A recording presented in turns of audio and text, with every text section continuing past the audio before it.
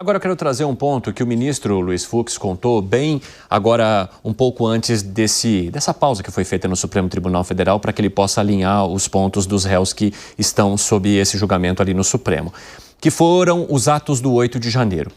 Há, no relatório do ministro Alexandre de Moraes e naquilo que é apontado pela PF e também pela PGR, a necessidade de conectar todas essas ações, trazendo como fim os atos do 8 de janeiro. Ou seja, Jair Bolsonaro não desmobilizou os acampamentos em frente aos quartéis generais, insuflou essa população trazendo desconfiança sobre o processo eleitoral, disse mais de uma vez que só sairia preso ou morto da presidência da República diante da possibilidade do Brasil estar vivendo um novo caso de injustiça ou corrupção com o retorno do presidente Lula ao poder, por ter sido também já condenado pela justiça lá atrás por atos de corrupção.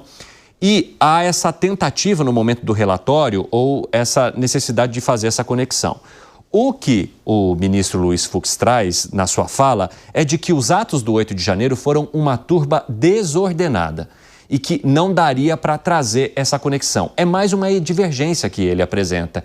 E você entende dessa maneira, Langani? Com certeza, inclusive falei muito disso ao longo do 3 em 1. O fato de você invadir os três poderes não significa que você tomou o poder de fato, não significa que você derrubou o governo. Ocupação de espaço não é derrubar o governo. Só por conta disso é uma invasão desordenada, é um ato de vandalismo, mas não é uma tentativa de golpe, dado que eles não teriam os meios para a manutenção do poder. E não há nenhuma ligação concreta deste ato, uma ligação material apenas imaginária, apenas uma costura imaginária disso com Jair Bolsonaro e seu entorno.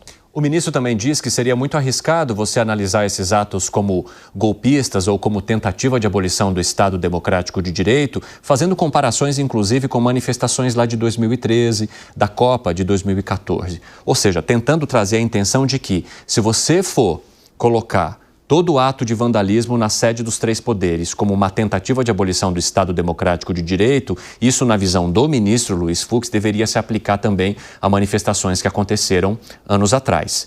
E aí, ele também fala sobre a participação de Anderson Torres nessas manifestações. Vamos acompanhar um trecho.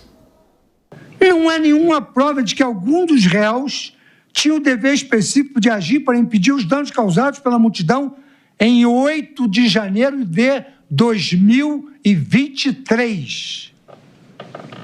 Nesse sentido, a teoria jurídica estabelece que a omissão não se configura apenas pela ausência da ação, mas pela ausência de ação capaz de impedir o resultado do crime.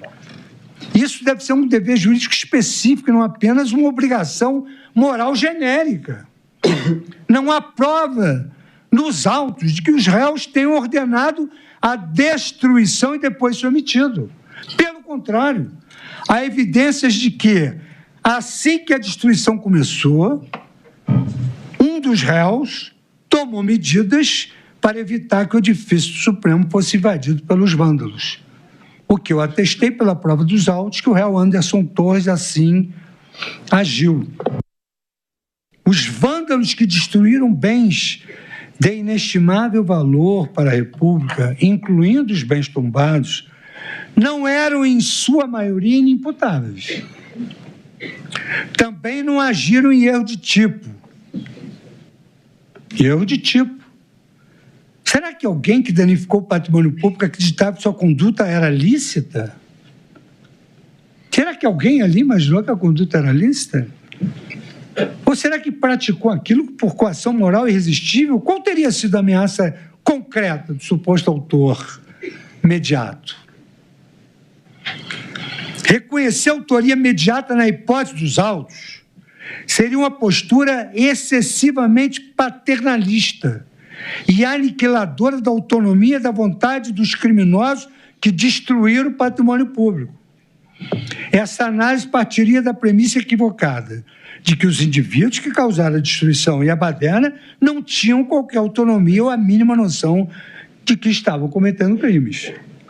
Essa percepção não corresponde à realidade, não se sustenta. Bom, percebam que costura que o ministro quer fazer. aquelas pessoas que participaram do ato de janeiro, elas não eram ingênuas na palavra do ministro.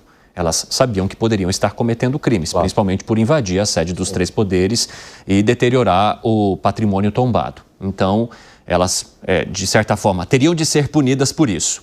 Mas lá atrás, quando houve o julgamento dos atos do 8 de janeiro, o ministro também acompanhou muitos dos votos para punições maiores a essas pessoas. Punições maiores que teriam sido geradas, inclusive, por causa dos crimes relacionados à tentativa de golpe de Estado e abolição do Estado Democrático de Direito.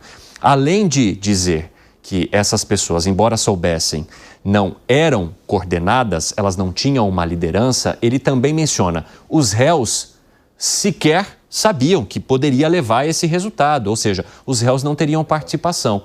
Questionando principalmente o que foi dito sobre Anderson Torres, o ministro Anderson Torres, que foi colocado como alguém que se omitiu por querer. Viajou para os Estados Unidos, depois deu desculpas sobre viagens, exatamente para não estar no cargo e fazer o que seria devido, impedir que aquelas pessoas entrassem na sede dos três poderes. Como é que você avalia, Fábio Piper? Eu avalio que o ministro Fux, ele é um juiz extremamente refinado. Ele é um notório conhecedor do direito e vai buscar fontes, vai buscar referências que deixam a gente, por vezes, aí hipnotizados. Eu assisti praticamente todo o voto dele. Da mesma forma que também agem assim Flávio Dino, Gilmar Mendes, Alexandre Moraes. Esses são figuras absolutamente eruditas. Agora, ele é tão cativante nessa exposição que ele consegue, primeiro, manifestar de forma silenciosa um revisionismo em relação aos seus primeiros vereditos. E aí, citando esses casos que você acabou de mencionar. Segundo, ele encara toda essa trama por partes. Ele age como Jack nessa questão. Então, ele separa as manifestações, ele separa os encontros, ele separa, por exemplo, a contestação judicial.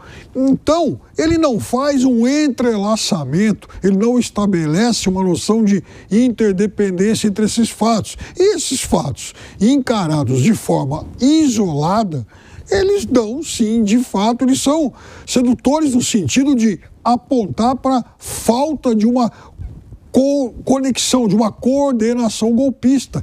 Vai na linha oposta, vai na direção oposta do que fizeram os outros dois ministros que já anunciaram seus votos.